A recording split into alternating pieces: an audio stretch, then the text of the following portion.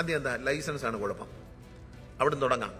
Licence, നല്ല licence കൊടുക്കണം. Licence ഇല്ലാത്തൊരു വണ്ടി ഓടിക്കുക. കഴിഞ്ഞ ദിവസം ശാസ്താംകോട്ടയ്ക്ക് അടുത്ത് സ്കൂളിൽ നിന്ന് മടങ്ങിയ ഒരു പിഞ്ചു കുഞ്ഞിനെ ലൈസൻസ് ഇല്ലാത്ത ഒരു പയ്യൻ ബൈക്കിൽ വീണിട്ട് ബൈക്കിൽ ബാഗ് കുരുത്തു. ഇതും കൊണ്ട് ഒരു ബ്രിഡ്ജ്, ലോങ് ബ്രിഡ്ജ് മുഴുവൻ ഭരിച്ചുകൊണ്ടേ കുഞ്ഞ് മരിച്ചു. എന്താണ് നടപടി എന്ന് ചോദിച്ചാൽ വളരെ വ്യക്തമായിട്ട് പറഞ്ഞാൽ, ലൈസൻസ് ഇല്ലാതെ വണ്ടി ഓടിച്ച് പിടിച്ചു കഴിഞ്ഞാൽ അടുത്ത 5 വർഷത്തേക്ക് ഇന്ത്യയിൽ എവിടെയും നിങ്ങൾക്ക് ലൈസൻസിന് അപേക്ഷിക്കാൻ പറ്റത്തില്ല, ഓൺലൈനിൽ കയറാൻ പറ്റില്ല, അപേക്ഷിക്കാൻ. ഇതിവിടെ കർശനമായി നടപ്പിലാക്കുകയാണ്. അപ്പം ഞാൻ പുതിയൊരു ആശയം ഞങ്ങൾ ആലോചിക്കുകയാണ്. ഞാൻ ട്രാൻസ്പോർട്ട് കമ്മീഷനായിട്ട് ഡിസ്കഷൻ നടത്തിയിരിക്കുകയാണ്. അതായത് ഡ്രൈവിംഗ് ലൈസൻസ് കിട്ടിയാൽ തന്നെ ആദ്യത്തെ 2 വർഷം പ്രൊബേഷനായിട്ട് പ്രഖ്യാപിക്കുകയാണ്.